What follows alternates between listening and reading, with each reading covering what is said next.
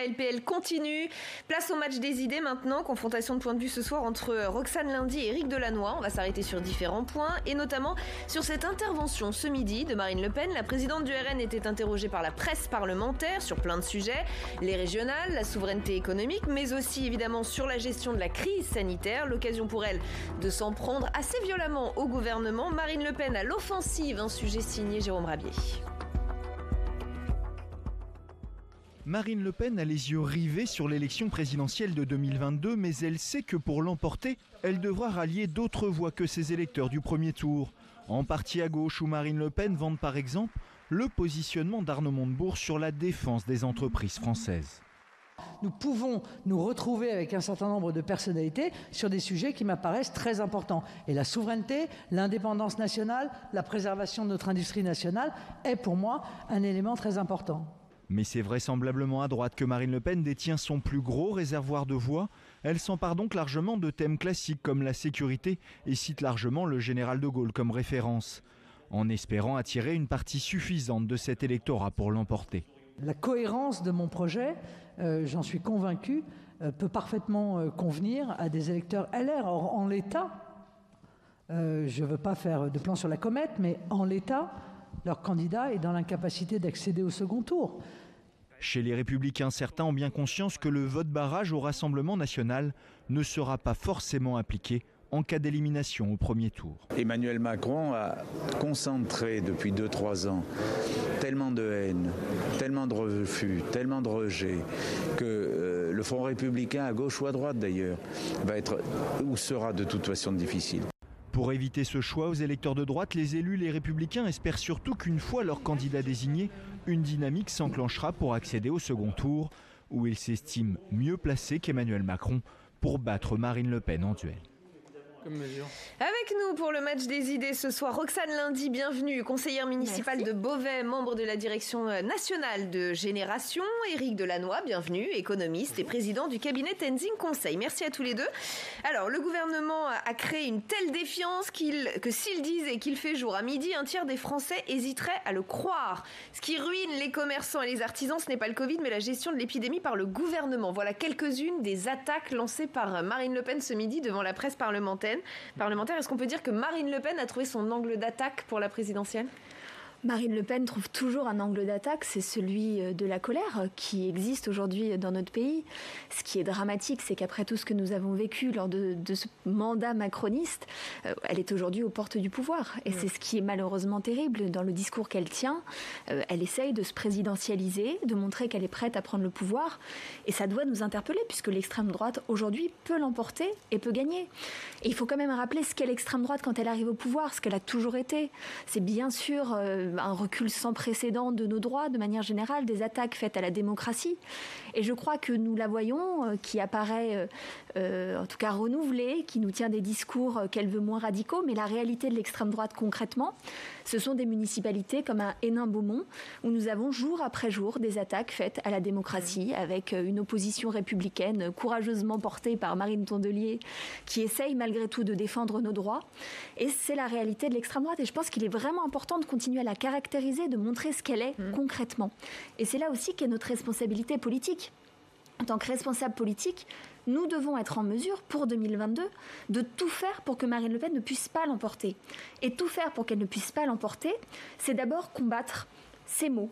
Le fait que de plus en plus, les thèmes de l'extrême droite sont les thèmes qui occupent l'agenda politique et autour desquels s'articule le débat public et le débat politique. Et ça, c'est un vrai problème. Nous devons mener la bataille sur ces questions et c'est une vraie responsabilité que nous avons.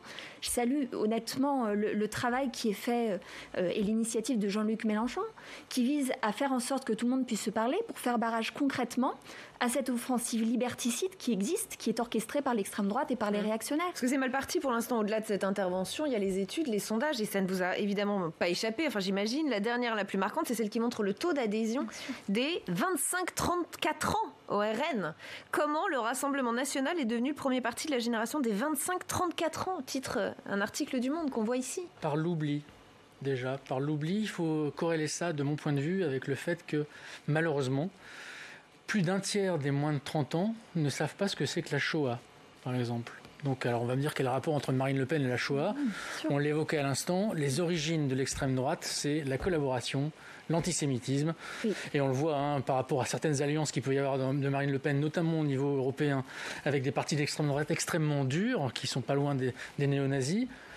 On s'interroge sur, effectivement, on va dire... Certains électeurs pourraient vous dire, mais un parti a le droit de changer, a le droit d'évoluer. Je pense qu'on ne change pas dans les aspects idéologiques. Et puis d'ailleurs, l'histoire prouve que toutes les personnalités politiques qui ont dit qu'elles allaient changer n'ont jamais changé, en fait.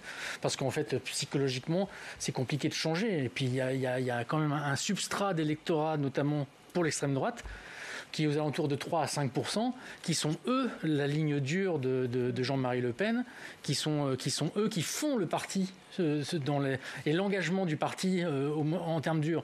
Il n'y a qu'à voir le soutien, encore une fois, du parti du Rassemblement national, le soutien qu'il y a eu par rapport à Génération Identitaire.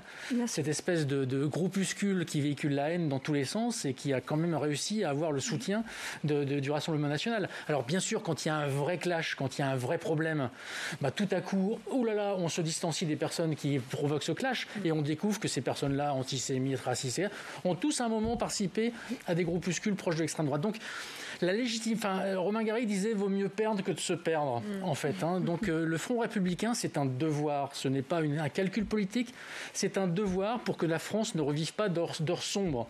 Car même si on édulcore un petit peu l'extrême droite dans ce qu'elle a de pire, on peut constater que tous les partis d'extrême droite soit ont échoué, soit ont représenté effectivement la régression des droits. On peut le voir Bolsonaro, on peut le voir en Hongrie, on peut le voir dans tous les pays, le populisme représenté par les extrêmes. Et je mets moi d'ailleurs Jean-Luc Mélenchon, qui sont finalement pas très loin. Le rouge, le brun et le rouge se rejoignent un peu. Non, vous pouvez pas dire ça. Monsieur Mélenchon a toujours été très clair dans l'opposition. Mais Monsieur Mélenchon, le problème, c'est qu'un jour il dit A, le jour il dit B, on ne sait pas trop ce qu'il dit. Il a beaucoup de colonne vertébrale. Et donc il a ce genre de folie qui consiste à mettre sa personne avant l'intérêt d'un pays. Ce sont pas les... Pour moi, les deux dangers sont aussi importants. Je suis en total désaccord avec ça. Et d'ailleurs, la question du Front républicain, c'est une question importante.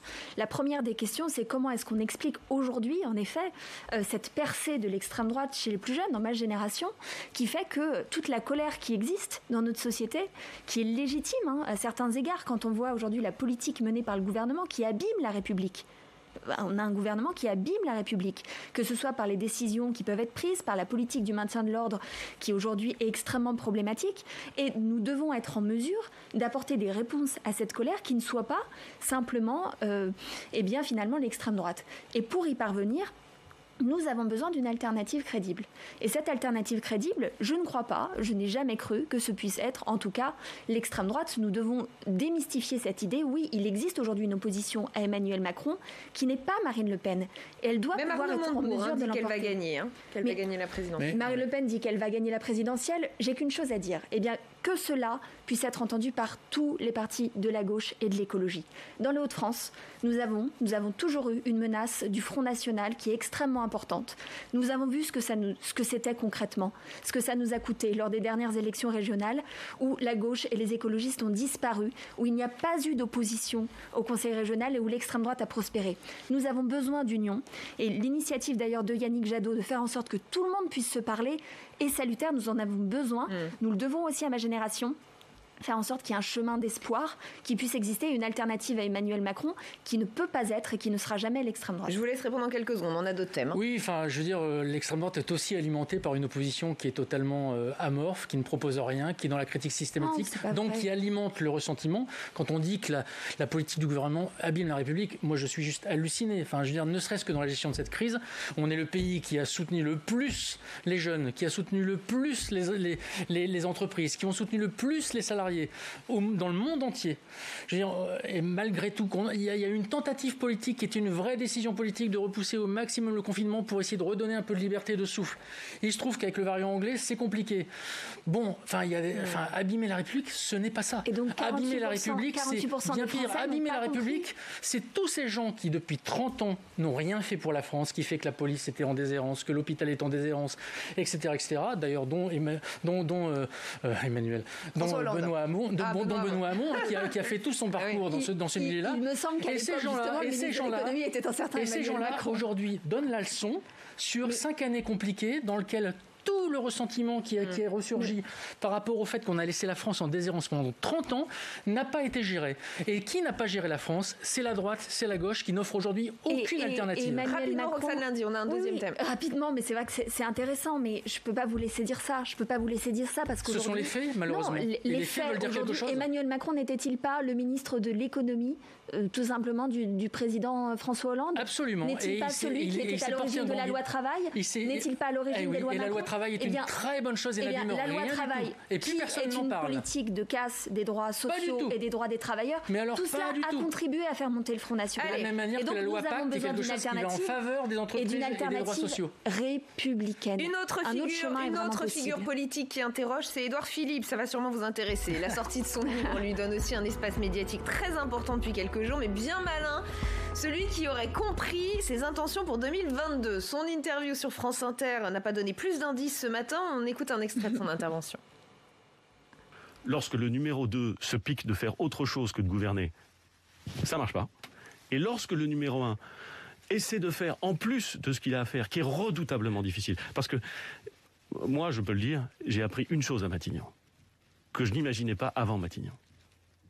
C'est combien présider était redoutablement difficile, bien plus difficile que ce que j'imaginais, et bien plus difficile que de gouverner, à mon sens.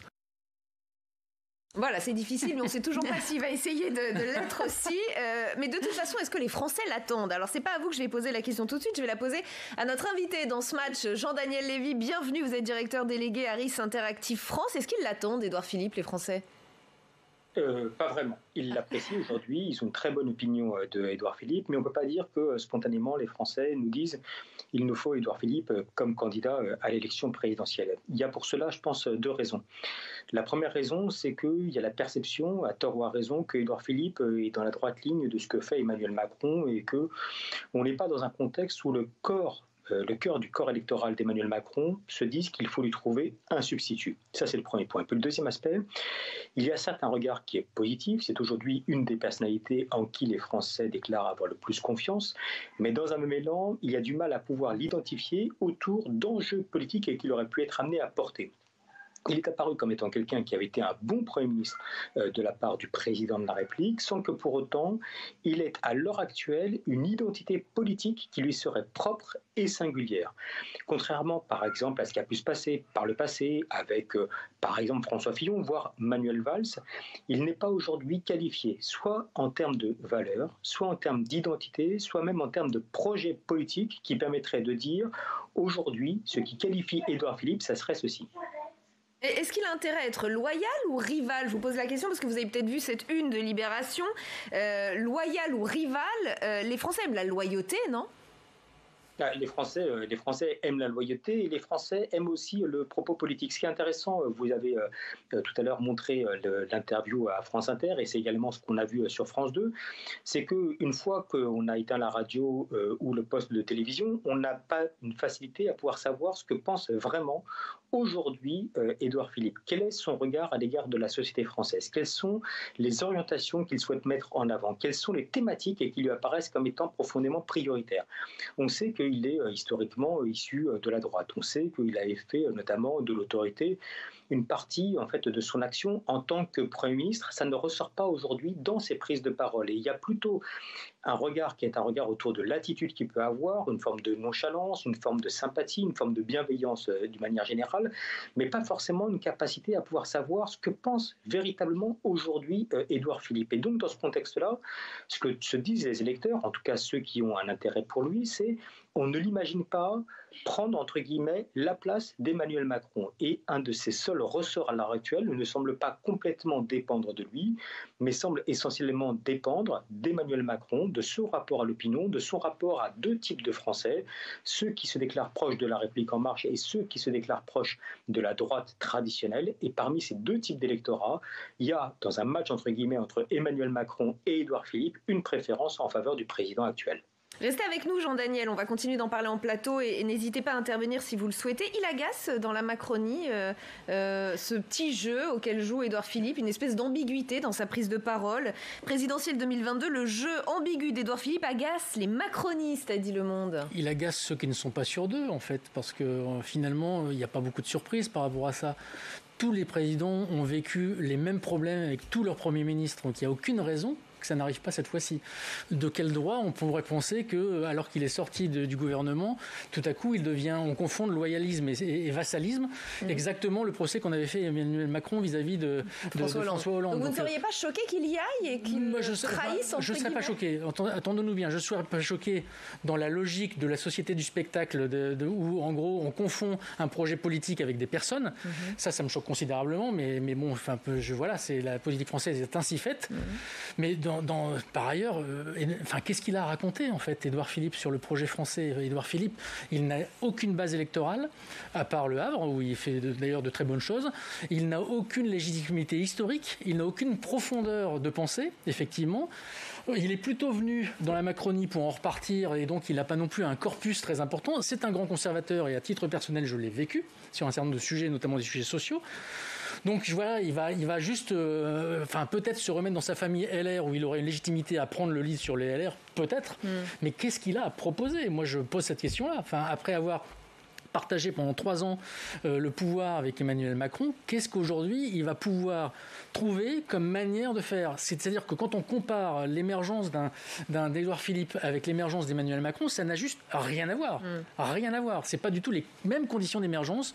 Donc de mon point de vue, ça serait juste absurde, mais les hommes politiques sont ainsi faits que l'absurdie n'est pas un sujet pour eux. Que vous inspire ce spectacle, Roxane Lundy? Vous savez, les débats internes à la Macronie, je pense, ne sont pas la priorité aujourd'hui des Françaises et des Français, mais de manière générale, Édouard Philippe était le Premier ministre d'Emmanuel Macron. Il est celui qui a appliqué scrupuleusement sa politique, les orientations politiques qui avaient été prises par le président de la République.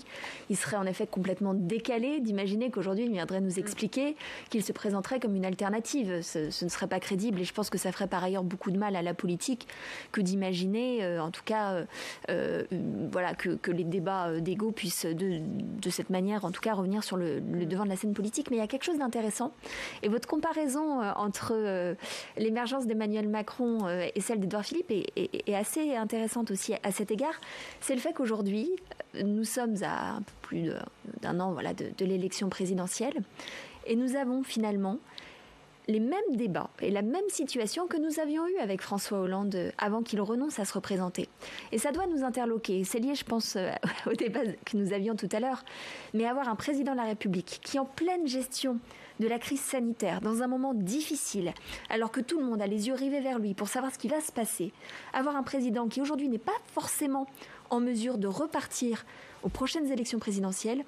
Alors ça, Jean-Daniel Lévy pourrait peut-être nous le confirmer ou nous l'infirmer. Il ne serait pas en position, ou il a plutôt des bons points, Emmanuel Macron, là?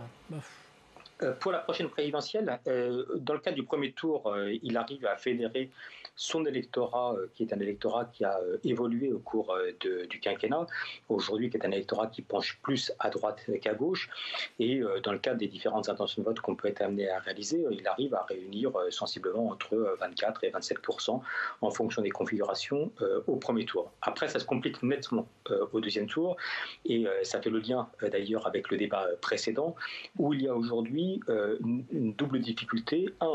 Entre guillemets, un front républicain qui ne se produit pas, c'est-à-dire qu'on n'a pas l'intention de voter contre Marine Le Pen de manière systématique, en tout cas de manière bien moins nette en France, avec un écart dans le cadre de la dernière intention de vote qu'on a réalisée qui est de l'ordre de 53 contre 47%, donc c'est-à-dire 6 points d'écart uniquement en faveur d'Emmanuel Macron. Et puis deuxième point, un engouement qui est relativement faible parce qu'on a des électeurs qui ne se déplacent pas, et avec une abstention qui se précise aujourd'hui comme étant massive dans le cadre du deuxième tour de l'élection présidentielle, ce qui n'est pas nouveau. Déjà, à la dernière élection présidentielle, 25% des Français se sont abstenus au deuxième tour de l'élection présidentielle, ce qui était un record, et 4 millions de Français ont déposé un bulletin blanc ou nul, ce qui là aussi était un record. Et on s'arrête là-dessus sur ce thème. Merci infiniment Jean-Daniel Lévy, à très bientôt sur ce plateau. On va parler de l'école maintenant, coup d'envoi chaotique de la classe à la maison. Hier, des bugs à répétition, des millions d'enfants et de parents bien perturbés, bien démunis. Une situation résumée dans un tweet de la FCPE Paris, association de parents d'élèves. Un an après, ça recommence. Premier jour de continuité pédagogique et l'ENT est inaccessible. Combien d'élèves et de familles ont le sentiment de revivre la même impréparation encore et encore? Ça, c'était le début de journée. Fin de journée, peut-être un peu d'ailleurs pour rattraper la boulette, Emmanuel Macron s'est invité dans un cours en visio avec des collégiens et il a eu cette fois un discours plutôt optimiste. Écoutez.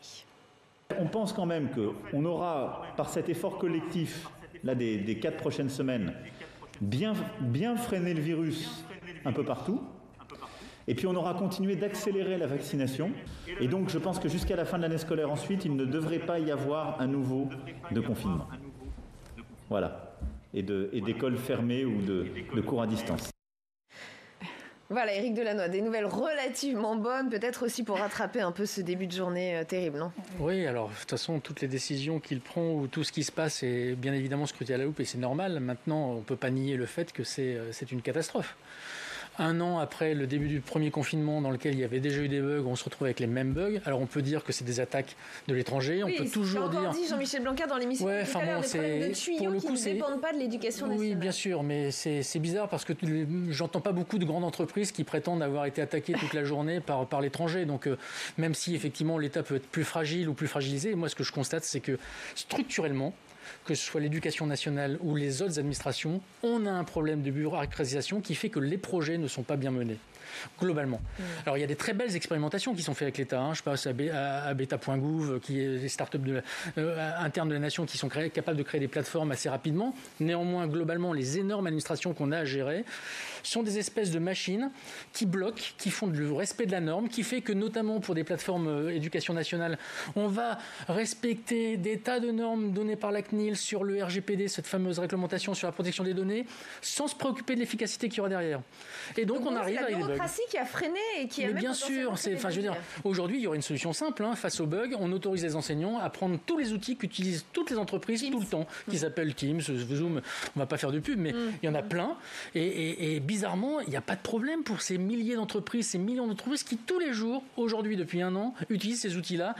Donc, ce problème de respecter la norme avant d'avoir une efficacité opérationnelle, ça sera un des enjeux du prochain quinquennat pour le coup. On ne parle pas de réforme de l'État sur des problèmes budgétaires. Il y en a marre de regarder la réforme de l'État sous l'angle il faut faire moins de millions. C'est la réforme de l'État sous les formes de l'efficacité par rapport aux services rendus aux citoyens. Plus la société du lien, mais ça c'est un autre sujet dont on pourra parler à un autre moment. Roxane Lundy. Je pense que le problème majeur n'est pas un problème de bureaucratie, c'est avant tout un problème politique. Puisque aujourd'hui nous avons un président de la République qui nous annonce la semaine dernière que l'objectif principal de toutes les décisions qui avaient été prises était notamment la continuité pédagogique. Là, version quand même bien mise à mal par ce qu'ont expliqué beaucoup de personnel éducatif qui était obligé déjà de fermer des classes, de fermer des établissements jour après jour, compte tenu de l'évolution du contexte sanitaire. Et là, nous voyons que malgré les annonces de la semaine dernière qui ont quand même tardé, qui auraient pu permettre de préparer cet accompagnement et ce passage en hybridation complète pour cette semaine, eh bien au lieu de ça, nous avons aussi des bugs qui se sont produits, un problème d'impréparation. Et là, c'est pas qu'une question de bureaucratie, c'est aussi une question de moyens, d'objectifs politiques qu'on pose et de moyens financiers qu'on met en face pour faire en sorte que tout se passe bien. On entend beaucoup de profs dire que rien n'a changé dans l'éducation nationale et dans l'école cette dernière année. Ils n'ont pas donné de moyens. Mais parce que la chaîne de commencement, la chaîne de commandement, la chaîne d'exécution, elle est compliquée. Regardez, si on prenait cette espèce de mammouth, ce terme majeur qui a été utilisé il y a quelques années, l'éducation nationale, c'est l'inefficacité même. Enfin, c'est des normes. Non, pas dire ça. Mais bien sûr que oui. Il y a aujourd'hui, mais en chiffres, on peut le donner en chiffres par rapport aux Allemands qui sont toujours une référence, même si on pourrait les comparer. L'appareil administratif par rapport à l'appareil d'enseignement de l'éducation nationale française, c'est un désastre. Le coût des élèves par rapport à l'efficacité de cet enseignement, c'est un désastre. Et puis, on peut prendre tous les comment dirais-je, le PISA. Aujourd'hui, la seule chose qui fonctionne bien, qui a été une décision prise dès la nomination d'Emmanuel Macron, c'est les dédoublements des classes en CP et en CE1. Mais ça, pour le coup, c'est bizarre. Tout le monde avait dit à l'époque que c'était pas possible. L'opposition, le syndicat compris. Aujourd'hui, on constate que c'est franchement efficace et que c'est une mesure très systémique pour lutter contre les inégalités des chances. Mais vous pouvez pas dire ça. Vous pouvez pas caricaturer de cette manière l'éducation nationale. C'est beaucoup plus compliqué. Mais c'est vrai pour toutes les administrations. Je vais même vous dire une chose. L'éducation nationale, le travail qu'ont fait les personnels éducatifs, qu'ont fait les directeurs d'établissement, c'est le travail que n'ont pas fait les politiques. Très souvent. Mais c'est pas le même travail. Non, mais nous avons des professeurs, nous avons des directeurs d'école qui ont appris en regardant la télévision, en regardant Jean-Michel Blanquer à la télévision, quelles étaient les nouvelles consignes, à défaut d'avoir des directives.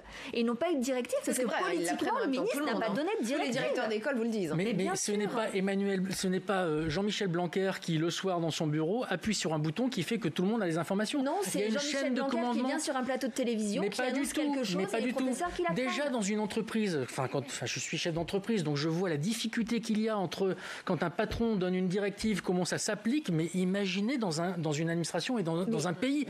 Ce n'est pas un problème politique, c'est un problème d'exécution. Il faut regarder le global. À côté de ça, ce que je vois aussi, c'est qu'en matière d'exécution, alors que nous avions des défaillances de l'État qui, en matière d'éducation, étaient soulevées par tout le monde sur la gestion de la continuité pédagogique, nous avons des personnels qui ont assuré la débrouille. Ils se sont débrouillés. Mais l'exécution, c'est pas la débrouille. C'est bien le problème. Des directeurs d'établissement ont été avec leur petit caddie acheter du gel hydroalcoolique. Ça traduit bien ce que je dis, c'est qu'il y a un problème d'exécution. Et ça, c'est un problème de directive politique. Ça n'a rien à voir avec un problème politique. C'est pas un problème d'inefficacité, ça prouve que justement on a des gens sur le terrain qui pallient au manquement. J'ai un dernier thème que vous allez adorer, j'en suis sûre aussi. Il nous reste 5 minutes. Je voudrais qu'on ait le temps d'en parler un petit peu. C'est le dernier thème de ce match, c'est l'avenir d'Air France. L'État a annoncé la recapitalisation de l'entreprise après l'aval de Bruxelles. Ça peut poser question d'ailleurs. Nouveau plan de soutien de 4 milliards d'euros après celui de 7 milliards en 2020. Une bonne nouvelle, nous dit le gouvernement. Attention aux contreparties sur l'emploi et sur l'écologie, nous dit les positions. Beaucoup de questions sur le sujet tout à l'heure dans l'hémicycle, lors des questions au gouvernement. Écoutez ce moment où Bruno Le Maire en profite pour régler quelques comptes avec les écologistes. Si je me permettais, je vous dirais que vous ne manquez pas d'air.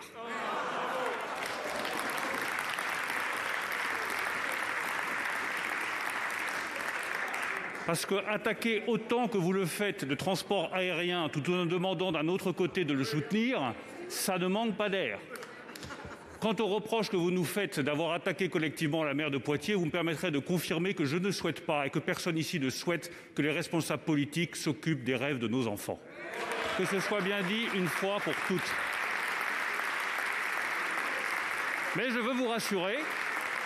Et je veux vous rassurer votre collègue de Poitiers, je veux rassurer tous les Verts, nous continuerons à soutenir massivement et durablement le transport aérien, les PME qui travaillent dans l'aérien, le secteur aéronautique, Airbus, toute l'industrie française qui fait notre excellence dans le transport aérien. Un règlement de compte donc avec les Verts et notamment la maire écologiste de Poitiers qui, je le précise pour les téléspectateurs qui n'auraient pas suivi, avait déclaré « C'est triste, mais l'aérien ne doit plus faire partie des rêves d'enfants aujourd'hui ». Mais de quoi parle-t-on ?